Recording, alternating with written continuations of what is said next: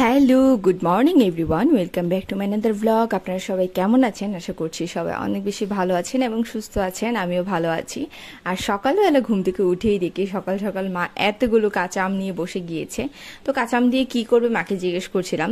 তো মা যেটা বললো যে কাঁচা আমের আমশি বানাবে, সেজন্য কাঁচা আমগুলোকে ফালি করে নিয়েছে এখানে।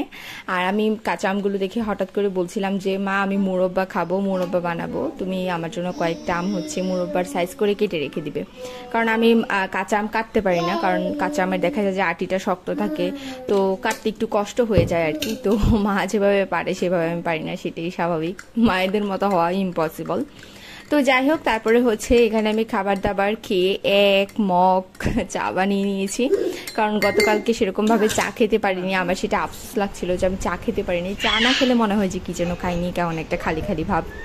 তো যাই হোক, চা নিয়ে আমি সরাসরি এখন চলে যাচ্ছি আমার অন্য রুমে আর কি, সামনের রুমে।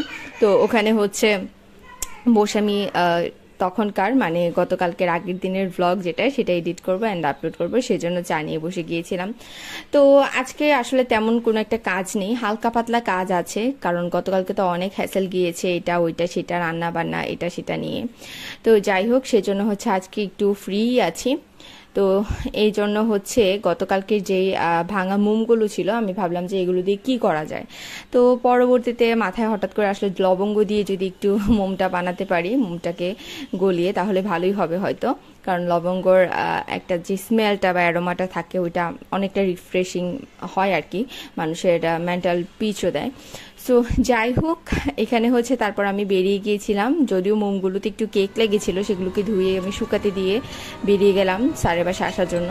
তো ভাবলাম যে মোমগুলো একেবারে ভালো করে শুকিয়ে গেলে রাতের বেলা সুন্দর করে করতে আমার সুবিধা হবে আর কি, তা না হলে ভিজে থাকলে তো আসলে তেমনভাবে ভালো হবে না। তো যাই হোক, আমি বেরিয়ে এখানে রিক্সায় উঠে গিয়েছিলাম, তারপর সাড়ে বাসায় গিয়েছিলাম, আর কোনো কিছু ভিডিও করিনি। আমরা প্রায় 2 থেকে আড়াই ঘন্টার মতো পড়েছি। তারপর রিনিকে নিয়ে এখানে আমি চলে এসেছি মার্কেটে, কারণ গতকালকে ব্লগে আপনাদেরকে বলছিলাম যে পিসিমণি আমাকে টাকা দিয়েছে এবং টাকা দিয়ে বলেছে যে বার্থডের জন্য একটা কোনো গিফট কিনে নিতে পছন্দ মতো আমার। তো যাই হোক, অনেক দিন থেকেই শাড়ি কিনি না, বা শাড়ির প্রতি ফ্রেকিংটা এখন একটু কম কাজ করছে, কারণ আসলে সেরকমভাবে কোনো প্রোগ্রামও নাই, যাওয়ার মতো কোনো জায়গাও নাই। তো চিন্তা করলাম যে আসলে শাড়ি কিনলে পরেই থাকে, মোস্ট অফ দ্য টাইম আসলে ড্রেসই লাগে, তো সেজন্য ড্রেসই কিনা হচ্ছিল। তো তারপরেও শাড়ির প্রতি ফ্রেকিং কাজটা আসলে কম কাজ করে যে তাও না, একেবারে কিনতে ইচ্ছে করে। তো সেই জন্যই ভাবলাম একটা শাড়ি কিনি, আর এখানে শাড়ি কিনে বেরিয়ে গিয়েছি। আর এখানে আবার রিনি আমাকে ভেলপুরি খাইয়েছে। তো যাই হোক, তারপর বাসায় চলে এসেছি, সন্ধ্যাবেলা আবার 1 কাপ চা নিয়ে বসে গেলাম। আর এখান দিয়ে দেখছিলাম যে কি সুন্দর বাতাস আসছে।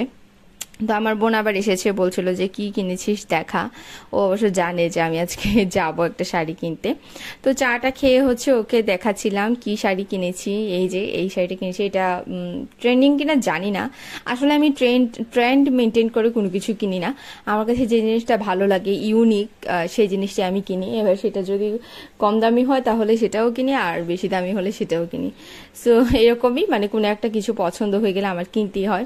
তো এই শাড়িটা আমি অনেক দিন ধরেই দেখছিলাম, মানে ওই যে দোকান থেকে, স্পেসিফিক যে দোকানটার থেকে কিনেছি, ওই দোকানে অনেকদিনই দেখেছি। তো ভালো লেগেছিল, কিন্তু ওই যে মানে পরা হয় না, একদিন পরা হবে বা 2 দিন পরা হবে, সেটা চিন্তা করে কিনবো ভাবছিলাম না। তো যাই হোক, পরবর্তীতে চিন্তা করলাম যে না, শাড়িটা কিনি, শাড়িটা আসলে ভালোই লেগেছে। তো এই যে তারপর এখানে আমি লবঙ্গগুলো নিয়ে নিলাম, লবঙ্গগুলোকে ভালো করে থেতো করে নিচ্ছি মোম বানানোর জন্য। তো আজকে ফার্স্ট টাইম, আমি আগে কখনো মোম বানাইনি, তো দেখা যাক কি হয়। তো এখানে একটা প্যান বসিয়ে দিয়েছি। এই প্যানটা একটা ভুল করে ফেলেছি, যে খাওয়ার প্যান আসলে বানানোটা আমার ঠিক হয়নি, এটা পরবর্তীতে আমার রিয়েলাইজেশন এসেছে আর কি। তো যাই হোক, আমি তারপরে ভালো করে ক্লিন করেছি। তো যাই হোক, যেহেতু করে ফেলেছি, এটা এখন চিন্তা করে লাভ নেই, এটাকে কিভাবে প্রিভেন্ট করা যায় সেটাই চিন্তা করতে হবে। এখানে আমি মোমগুলো দিয়েছি এবং কিছুটা লবঙ্গর গুঁড়া দিয়ে দিয়েছি, তারপর ভালো করে একসাথে এগুলোকে গলিয়ে নিচ্ছি। আর এভাবে করে প্রথমে আমি ছোট একটা কাচের জার, এই জারগুলো অনেক দিনের পুরনো, আমার জন্মেরও আগের হবে এই জারটা, তখন খুব এটা ট্রেন্ড ছিল। যারা অনেক আগেকার মায়েদের জিনিসপত্র দেখেন তারা নিশ্চয়ই চিনবেন, কারণ এটা মোটামুটি সব ঘরে ঘরেই এই গ্লাসটা আছে, ছোট্ট এই গ্লাসটা। তো এটা অনেকদিন ধরেই মানে চিন্তা করছিলাম যে এটাকে কি কাজে লাগানো যায়। তো পরে যেহেতু এখন চিন্তা করলাম যে মোম বানাবো, তো এটাতে বানাই, এটাতে বানালে আই গেস ভালো ভালো হবে।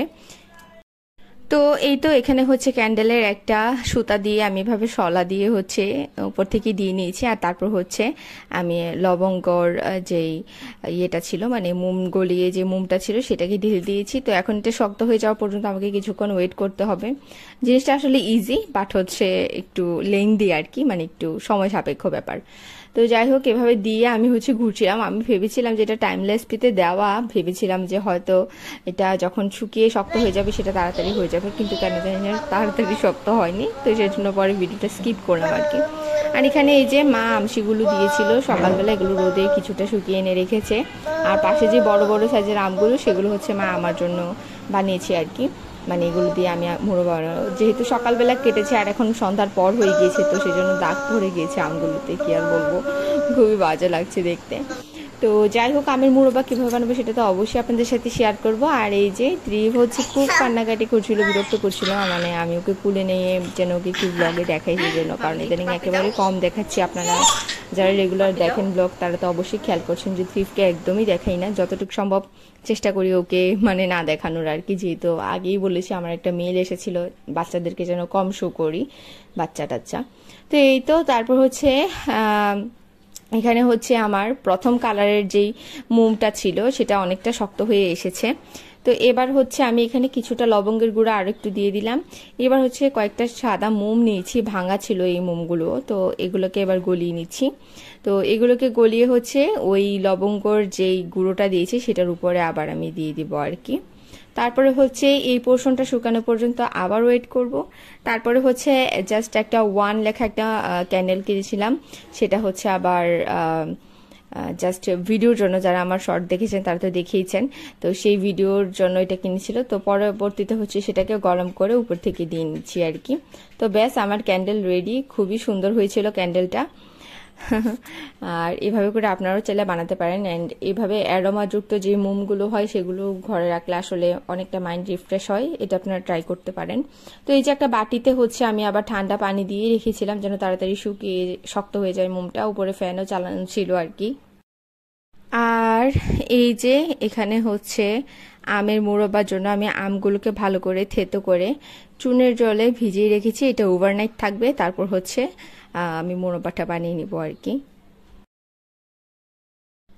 আর তারপর হচ্ছে এই ক্লিপটা পরের দিন সকালের কেমন হয়েছে, মোমটা একেবারে ভালো করে সেট হয়ে সেটা একটু আপনাদেরকে দেখাই। তো আমার কাছে একটু আফসোস হচ্ছিল যে কাচের জারটাতে না করে অন্য কোনো কিছুতে করলে, মানে ডিমের খোসার মধ্যে করলে আমি এটা ইজিলি বের করে নিতে পারতাম, তো এখন আর বের করা সম্ভব হচ্ছে না। আর এই যে গুঁড়া গুঁড়া দেখা যাচ্ছে লবঙ্গর গুঁড়াগুলো।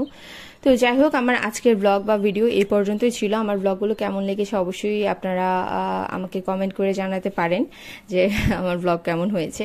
তো আসলে কমেন্ট পেলে ইন্সপিরেশন মানে ইন্সপায়ার্ড হওয়া যায়। তো সবাই ভালো থাকবেন, সুস্থ থাকবেন, দেখা হচ্ছে নেক্সট ব্লগে অ্যান্ড লাইভে। টিল দেন সবাই অনেক বেশি ভালো থাকবেন। আর যারা এখনো সাবস্ক্রাইব করেনি অবশ্যই সাবস্ক্রাইব করে বেল আইকনে প্রেস করে আমার পাশেই থাকবেন। তো ভালো থাকবেন সবাই, টাটা।